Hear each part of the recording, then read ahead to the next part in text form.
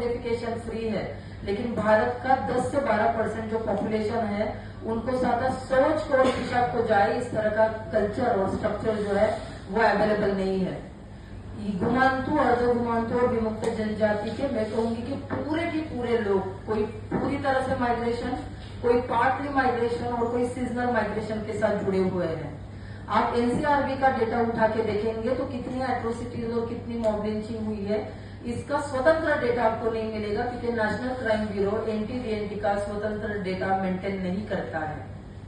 और वहां से जुड़ती है जनगणना की मांग कि हमें कितना है वो गिनना इसलिए भी पड़ेगा क्योंकि कोई नाटक कर सकता है कि हमारे देश में जो 14 करोड़ से 20 और अभी हमारे साथी बोल रहे हैं कि उनकी आकांक्षा है कि 30 करोड़ के आसपास जो पॉपुलेशन है वो अगर एनटीडीएनटी और सेमी नोमैडिक्स में आता है तो भारत के भीतर का एक देश बहिष्कृत जिंदगी जी रहा है, जो देश घुमांतु जनजाति एनटीडीएनटी समुदाय से आता है। मैं आपको कुछ रेफरेंसेस देना चाहूंगी कि जब मैं बात कर रही थी और जब मैं पढ़ रही थी मैंने देखा कि दुनिया के अलग अलग कॉन्टेक्स्ट के अंदर अलग अलग देशों की जो लोक संख्या हमसे भी कम है उस पार्श्वभूमि के अंदर भी नोमैडिक्स को गिना जाता है।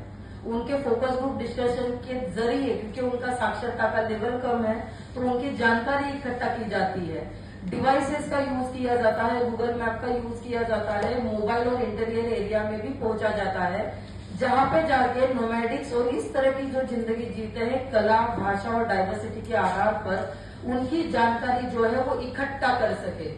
तो यह हमारे देश की बहुत बड़ी शोकांतिका है। जो देश के नेशन बिल्डिंग के साथ जुड़े हुए लोग थे, देश के स्वतंत्रता के लिए सबसे पहले फांसी पे जो चढ़े थे, सबसे पहले स्वतंत्रता के लिए सार्वजनिक जगह पे जिन्होंने एट्रोसिटी जो है वो झेली थी, उमाजी नाइक, और जब 1857 का उठाव हुआ उसके पहले 20 साल पहले जिन्होंने 1827 में फ्रीडम का मैनिफेस्टो निकाला था, आज उस तरह के समुदाय को ओपन जेल्स में रखा गया।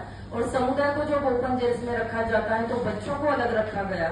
आप इमेजिन कीजिए कि औरतों को ओपन जेल्स में रखना कितना रिस्की और कितना गंभीर रहा होगा, जहां पे हमारा कल्चरल बैकबोन, हमारा फाइनेंशियल बैकबोन, हमारी पॉलिटिकल हिम्मत, हमारी सांस्कृतिक हिम्मत और हर तरह का करेज तोड़ने का जो काम हुआ। हमें आशा लगी कि चलो देश के स्वतंत्रता के अंदर हमने हिस्सा लिया, फिर पार्लियामेंट बने, फर्स्ट इलेक्शन आए, लेकिन देखा गया कि अरे हम तो अभी भी ओपन जेल्स के अंदर है। हमें लगा कि बदलाव होगा, ओपन जेल्स के तार काटे जाएंगे और जब हम मेन स्ट्रीमिंग में आएंगे हमारे लिए कुछ बुलंद सोचा जाएगा।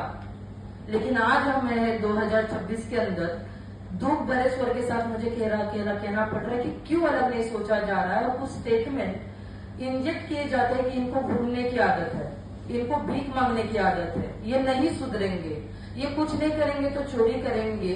क्या ये कुछ बनावटी स्टेटमेंट है कुछ वर्चस्ववादी और निर्णयकर्ताओं की कि हम इसी स्टेटमेंट के आसपास घूमते रहे? क्योंकि जब आप बोलोगे कि ये चोरी ही करेंगे तो आपको रोजगार नहीं देना है, जब आप बोलोगे ये घूमते ही रहेंगे तो आपको घर नहीं देना है, ये नहीं सुधरेंगे बोलोगे तो आपको चल जाएगा कि हम इंडियन गवर्नमेंट के घर नाम के सिस्टम में आने वाले शर्त और 4 दीवारियों को भी पूरा नहीं कर सकते हैं। नोमैडिक डिनोटिफाइड ट्राइब और सेमी नोमैडिक का पूरा पॉपुलेशन 2 साइड प्लास्टिक वॉल में रहता है जिसके ऊपर छत नहीं है, आप लाइट नहीं लगा सकते हो, आप पानी नहीं लगा सकते हैं। हमारे कई साथी यहाँ पे बोलेंगे कि मेजोरिटी एनटीडीएनटी के पास लीगल लाइट नहीं है, लीगल पानी नहीं है, हम आंकड़े डाल के जो है वो लाइट लेते हैं, हम पानी लेते हैं। इस तरह के सिचुएशंस हमारे सामने है। मैं कुछ 4-5 मुद्दे बोलूंगी, ना ही मैं किसी पॉलिटिकल बैकग्राउंड से आती हूँ, मेरा सादा सुधा जो है वो सामाजिक कार्य है। और मैं देखती हूँ जब मैं हजारों लाखों युवाओं के साथ और औरतों के साथ ग्राउंड में काम करती हूँ, मीडिया कर्मी आपको चौंका देने वाली एक खबर मैं आपको देती हूँ। आप हमारा एक रिसर्च कीजिए कि हमारे लोग औसत कितनी जिंदगी जीते हैं, तो आपको पता चलेगा कि हमारे लाखों लोग 50 साल भी पूरा नहीं कर पाते हैं। वो 48, 55, 42 में मर जाते हैं क्योंकि जिस तरह की जिंदगी उन्होंने जी है वो औसत जिंदगी की ओर जो है वो पहुंच नहीं पाते हैं। हम लगातार बोल रहे हैं आयोग लागू करो, आयोग लागू करो। ये सारी नीड हमारी कहाँ से आ रही है? क्योंकि आयोग हमें एडवोकेट कर रहा है, आयोग हमारा प्रतिनिधित्व कर रहा है।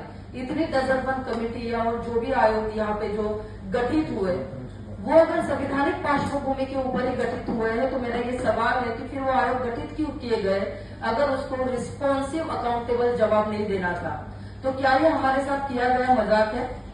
जिसे हम कहें हमारा टाइम पास है और हमारे ही प्रश्नों के उत्थान के लिए हमारा ही श्रम रहने की कोई एक कूटनीति है, क्योंकि इसके अंदर काफी श्रम गए हैं हमारे बुजुर्गों के। तो अगर हमसे ये काम करवाया गया है तो हमारा सवाल है कि संवैधानिक परिप्रेक्ष्य में अगर करवाया गया है तो उसको संवैधानिक जवाब आज तक क्यों नहीं है। और आज ही हम भली भांति और मांगेंगे क्योंकि इंटरनेशनल लेवल पे हम डिजिटल साबित हो रहे हैं, इंटरनेशनल लेवल पे हम बोल रहे कि सबका साथ सबका विकास होगा, हम कमेंट कर रहे कि अच्छे दिन आएंगे, तो क्या अच्छे दिन कुछ खास लोगों के आएंगे? अच्छे दिनों के अंदर घुमांतु जनजातियां विमुक्त और अड्डे घुमांतु नहीं आते हैं, तो फिर ये अनाउंस कर दो, ये बता दो कि उसके अंदर हम नहीं आते हैं।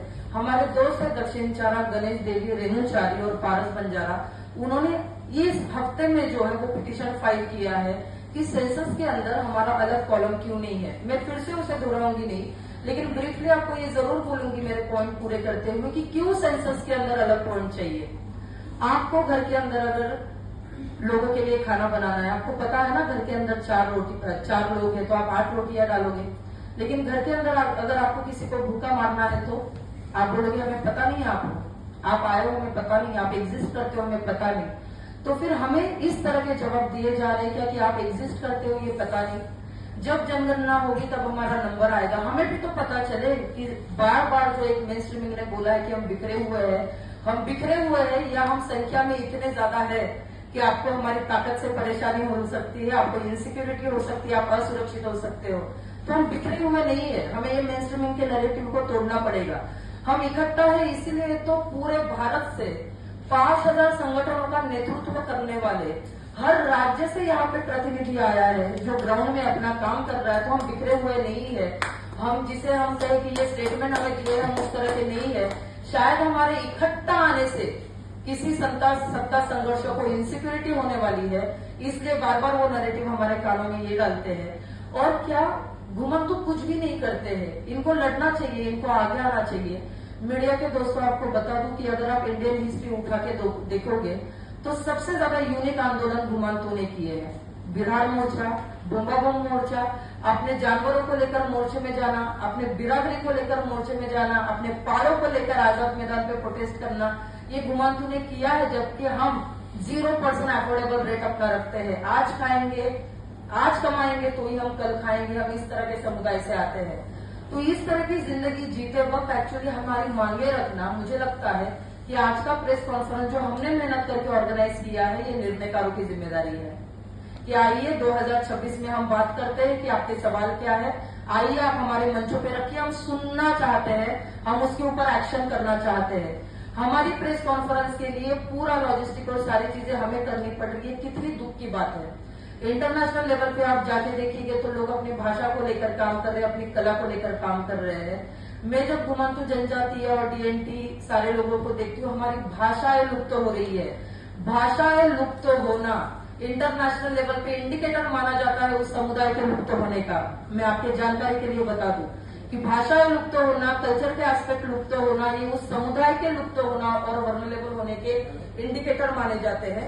एक दो चीजें बोलती हूँ कि क्यों जरूरी है, कितना है, क्यों जरूरी है कि रिजर्वेशन चाहिए। आमतौर पे हमारे एट्रोसिटीज होते हैं, सामूहिक हिंसा होती है, घरों से भगा दिया जाता है, गैंगरेप होते हैं। वहां पे एफआईआर दर्ज करने के बजाय हमारे घुमंतु उसका प्लास्टिक जो है वो बंद करके भाग जाते हैं वहां से कि पूरे लोगों को ना मार डाले।